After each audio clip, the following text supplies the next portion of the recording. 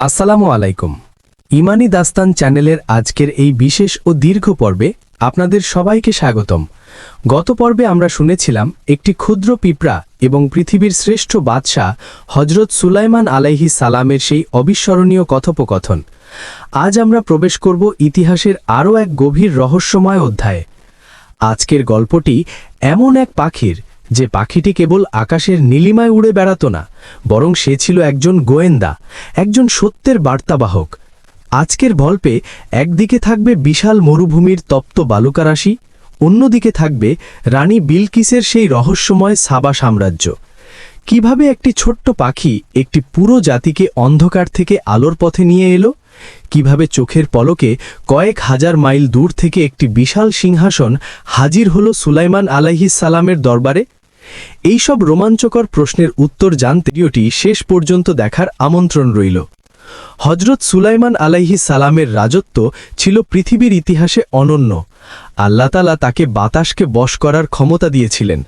জিন জাতি ছিল তার আজ্ঞাবহ শ্রমিক এবং পশু পাখিরা ছিল তার অনুগত সৈনিক। তার সেনাবাহিনীতে প্রত্যেকের জন্য আলাদা আলাদা বিভাগ ছিল।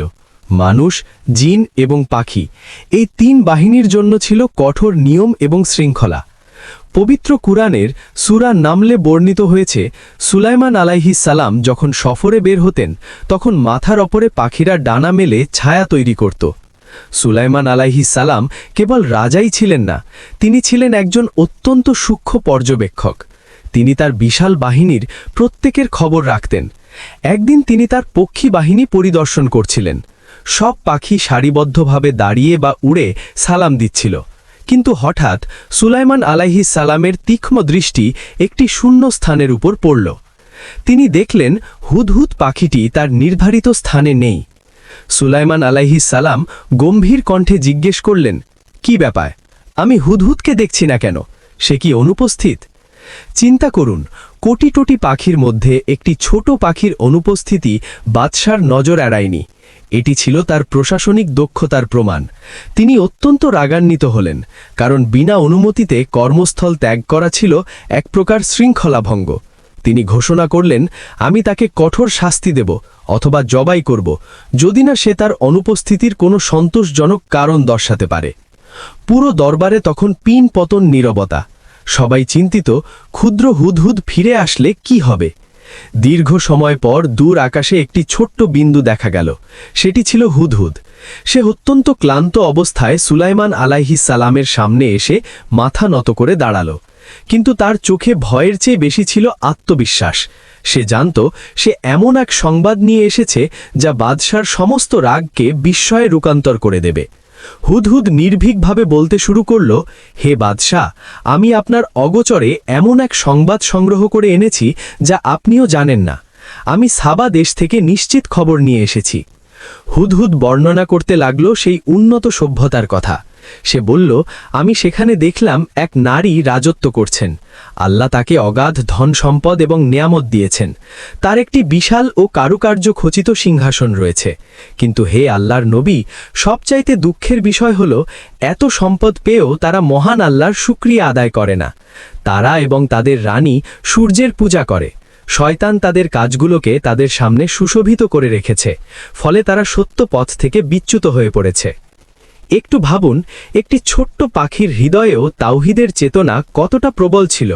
সে কেবল খাবার খুঁজতে যায়নি, সে লক্ষ্য করেছিল সেই জাতির আকীদা এবং বিশ্বাস। হুদহুদ পাখির এই বর্ণনা শুনে সুলাইমান আলাইহিস সালামের রাগ মুহূর্তেই শান্ত হয়ে গেল। তিনি একজন নবী হিসেবে তৎক্ষণাৎ সিদ্ধান্ত নিলেন তাদের কাছে সত্যের দাওয়াত পৌঁছে দেবার। সুলাইমান আলাইহিস সালাম হুদহুদকে পরীক্ষা করার সিদ্ধান্ত নিলেন। তিনি একটি চিঠি লিখলেন, যে চিঠিটি ইতিহাসে অত্যন্ত গুরুত্বপূর্ণ। তিনি বললেন, আমরা দেখব তুমি সত্য বলছো নাকি তুমি মিথ্যাবাদীদের অন্তর্ভুক্ত। আমার এই চিঠিটি নিয়ে যাও এবং তাদের কাছে নিক্ষেপ করো, তারপর দেখো তারা কি প্রতিক্রিয়া দেখায়। হুদহুদ সেই চিঠি ঠোঁটে করে কয়েক হাজার মাইল পথ পাড়ি দিয়ে ইয়েমেনের সাবা রাজ্যে পৌঁছল। রানী বিলকিস তখন তার রাজপ্রাসাদের সুরক্ষিত কক্ষে ছিলেন। হুদহুদ অত্যন্ত সন্তর্পণে ঘরের ভেতরে ঢুকে রানীর কোলের ওপর চিঠিটি ফেলে দিয়ে আড়ালে গিয়ে দাঁড়িয়ে রইল দেখার জন্য যে কি ঘটে। রানী চিঠিটি খুলে অবাক হলেন। সেখানে লেখা ছিল, বিসমিল্লাহির রহমানির রহিম, সুলাইমানের পক্ষ থেকে, তোমরা আমার বিরুদ্ধে দম্ভ প্রকাশ করো না এবং আত্মসমর্পণকারী হিসেবে অর্থাৎ মুসলমান হয়ে আমার কাছে আসো। রানী বিলকিস ছিলেন অত্যন্ত বিচক্ষণ নারী। তিনি তার মন্ত্রীদের ডাকলেন এবং পরামর্শ চাইলেন। মন্ত্রীরা ছিল যুদ্ধবাজ। তারা বলল, আমরা অনেক শক্তিশালী, আপনি আদেশ দিলে আমরা যুদ্ধ করব। কিন্তু রানী বললেন, না, যুদ্ধ হলে জনপদ ধ্বংস হয়ে যায়। আমি প্রথমে তাকে কিছু দামি উপহার পাঠিয়ে পরীক্ষা করব। তিনি যদি সাধারণ রাজা হন তাহলে উপহার পেয়ে খুশি হবেন, আর যদি নবী হন তাহলে সম্পদ তাকে প্রলব্ধ করতে পারবে না। রানী বিলকিস পাঠালেন সোনা, হিরে এবং জহরত বোঝাই এক বিশাল কাফেলা। কিন্তু যখন তারা সুলাইমান আলাইহিস সালামের দরবারে পৌঁছল, সুলাইমান আলাইহিস সালাম তাদের তুচ্ছ জ্ঞান করে বললেন, তোমরা কি আমাকে ধন সম্পদ দিয়ে সাহায্য করতে চাও?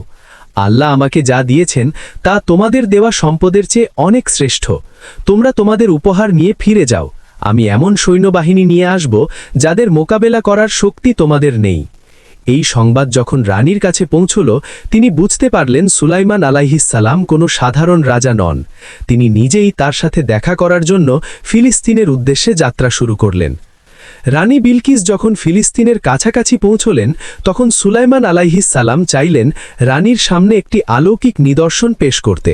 তিনি তার দরবারের সদস্যদের বললেন, তোমাদের মধ্যে কে আছো যে রানী এখানে আসার আগেই তার বিশাল সিংহাসনটি আমার কাছে এনে দিতে পারো? প্রথমে এক শক্তিশালী ইফরিত জিন বলল, হে বাদশাহ, আপনি এই সভা শেষ করে ওঠার আগেই আমি তা এনে হাজির করব। সাধারণত রাজসভা কয়েক ঘন্টা স্থায়ী হতো, কিন্তু সেখানে এমন একজন মানুষ ছিলেন যার কাছে কিতাবের জ্ঞান ছিল। অনেকে বলেন তিনি ছিলেন আসফ ইবন বারখিয়া। তিনি বললেন, হে আল্লাহর নবী, আপনি চোখের পলক ফেলার আগেই আমি তা আপনার সামনে হাজির করব। এবং ঠিক তাই হল। সুলাইমান আলাইহিস সালাম চোখের পলক ফেলতেই দেখলেন 1000 মাইল দূরের সেই বিশাল সিংহাসন তার পায়ের কাছে রাখা।